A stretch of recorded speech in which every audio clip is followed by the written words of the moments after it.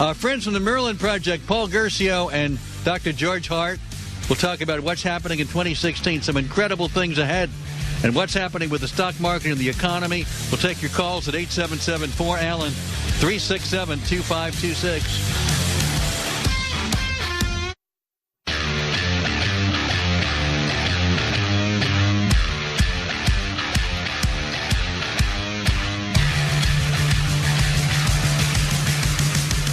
I'm Alan Colmes. I want to welcome to our microphones from the Merlin Project our friends Dr. George Hart, physicist, and Paul Guercio, futurist. Paul is a nationally respected futurist, been a student of both traditional and esoteric predictive systems for many, many years, more than we'll recount here.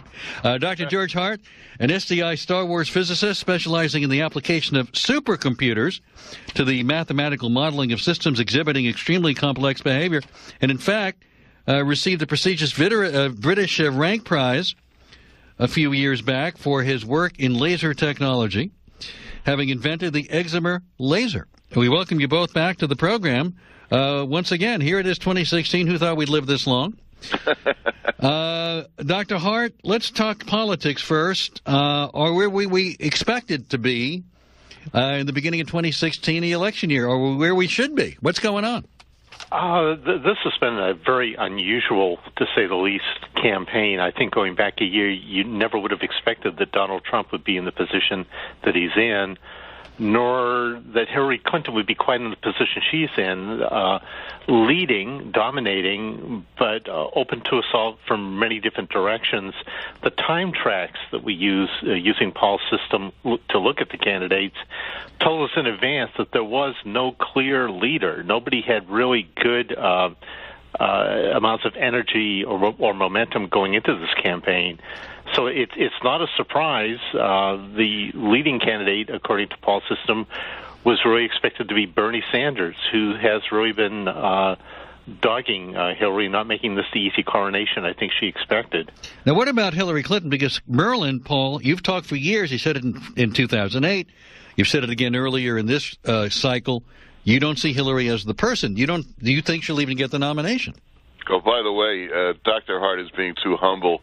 I was playing with an analog version of this. That's kind of like... You said your system, but Dr. Hart digitized the whole thing. Right, exactly. Yeah. He made it possible to do what we're doing now, and actually to make this enabled for people like you. You're running it on your phone. We'll get into that and how you can get there. Let's get into my question on Hillary. Yes, Hillary. Well, back in 2006, when Hillary came out as the anointed one, she's going to be anointed, there's no problem, and then along came Barack Obama and sort of humbled Hillary a little, maybe a lot, and got himself 2 terms elected, and now we're at the same point, kind of, that we were 10 years. Except I don't see how she doesn't get the nomination at this point. Well, who could have seen except us? And we were laughed at by everybody, except I think you, because you know better. Well, okay. Yeah, right. Wait a minute. Nobody expected her not to be the nominee in 2008. Nobody. So we've forgotten how much she was, a given 10 years ago. Well, what do you expect now?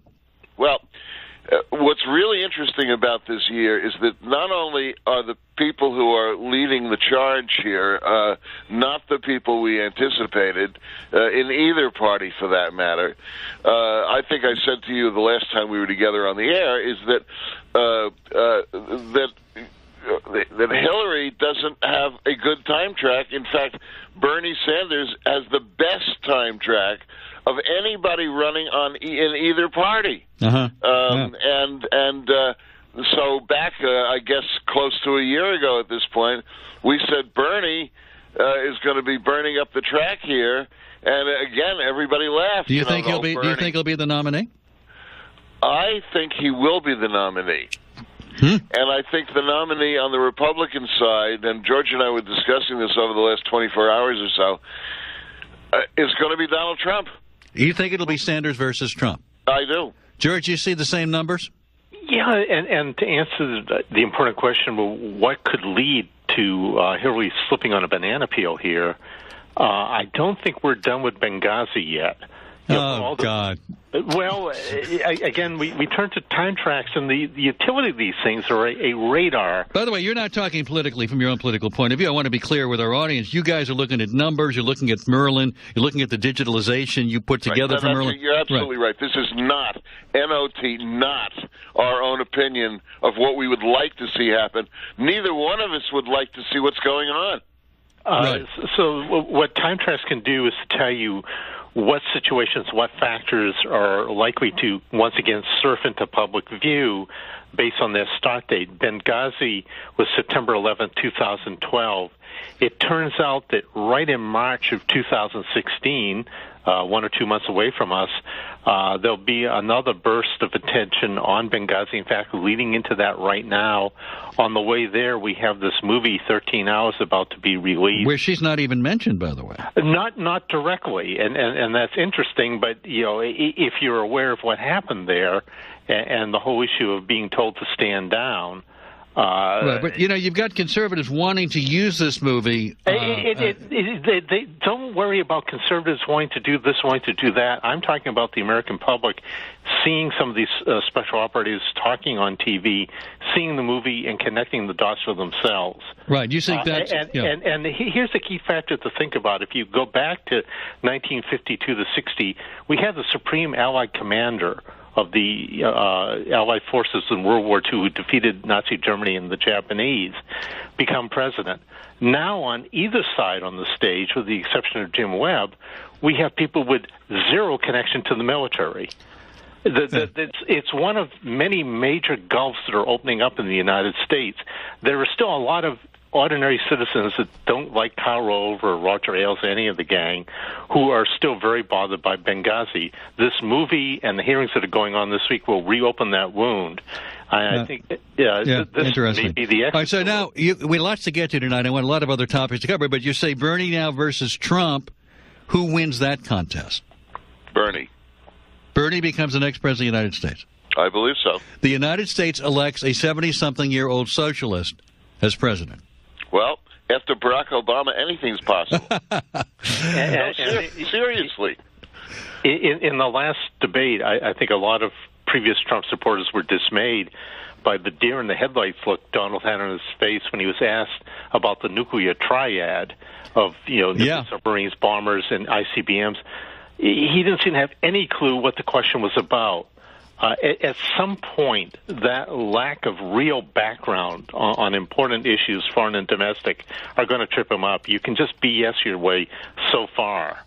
Well, it's really an amazing prediction you guys have, and you should have to be right, because you're saying, as you did last cycle, things that the average...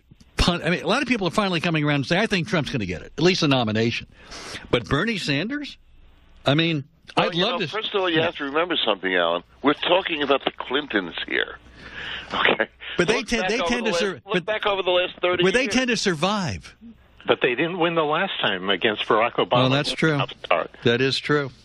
Lots to cover. I want to get into the stock market. I want to get into who you think the upcoming political players will be. I want to give out some information about the Merlin Project. Paul Guercio, futurist. Dr. George Hart, physicist, our guest. We'll talk about what's happening with the market, what's happening with the economy. Is the implosion of the last 4 days, will it continue? Who are the other names to watch in 2016? Back in a moment.